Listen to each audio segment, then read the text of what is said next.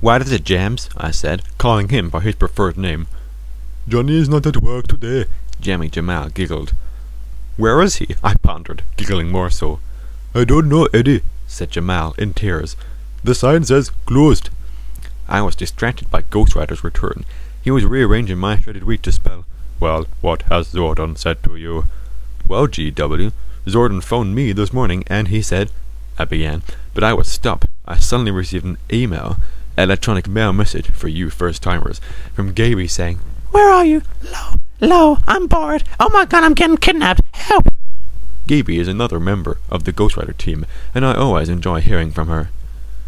"Eddie," giggled Jamal down the phone. Ghost Rider rearranged my clothing onto the floor to spell out, "What do you want me to do about Zordon?"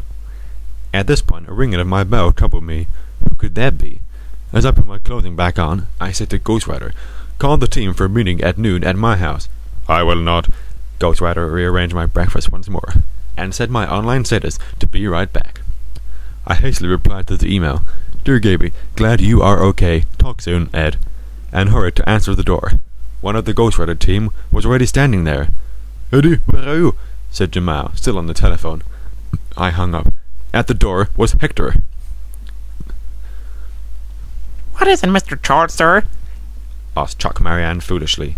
Chuck was another agent of the Zinky Media Foundation, but he was also a twat.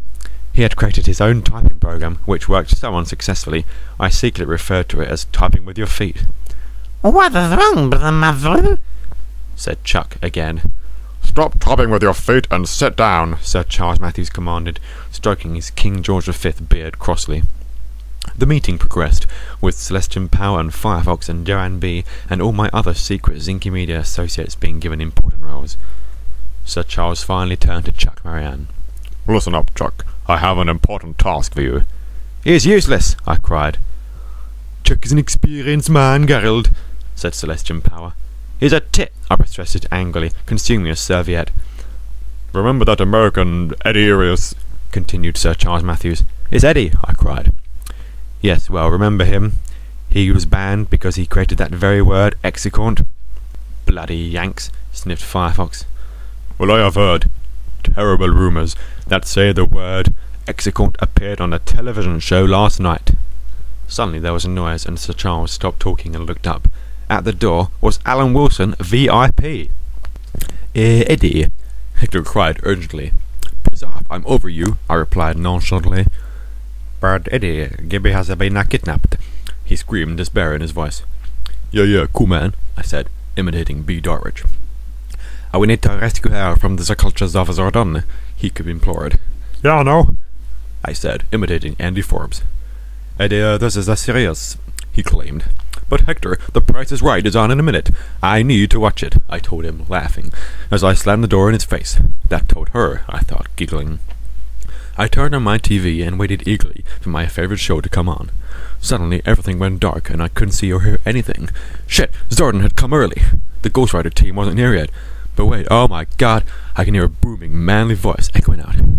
"Billy?" I hollered. I peeped out of my window, but I could only see rooftops. Then I remembered I lived in a fourth-floor apartment. I looked down and almost shot myself. Jason David Frank was knocking on my door. He looked up, and our eyes met across a crowded NYC street. "Eddie!" he cried jovially. Suddenly I realized it was Professor Hart having a laugh. He had come with Hector, but that is another story. He had arrived with Hector at my apartment. Wow, but wait, why was I bothering with Professor Hart when The Price is Right was on? "Wait there, guys," I told them authoritatively. "Who the bloody hell are you?" roared Sir Charles Matthews. "I am Alan Wilson, VIP, and I am outraged. I am, as you may see, a very important person, and whilst using your Zinky Media website, I came across several flaws, which I am very sure were designed to upset very important people, such as myself. For instance, I was informed that creating an article entitled Alan Wilson, VIP, was an offence, and was duly cautioned with many pages of rules not to break. I read these rules and discovered that you could not create an article about a person person unless they are important. Well, I am very important and was quite upset about this. Nonetheless, I found the strength to pull myself together and write a 44-page document which I have walked right here to give you, entailing 329 clauses which I feel should be read carefully. I should then hope you would correct all the faults I have spelt out, and write an apology letter on the paper I have provided. With this pen I have also provided. I beg you not to attempt to keep the pen, since it reads Alan Wilson, VIP, along the side," said Alan Wilson, VIP. But this is the location of a secret organization. How did you get in here?" cried Sir Charles, astounded. I ate a Booth bar and drank a Mars milkshake and giggled as Alan Wilson, VIP, was beaten to the floor and tied up by security.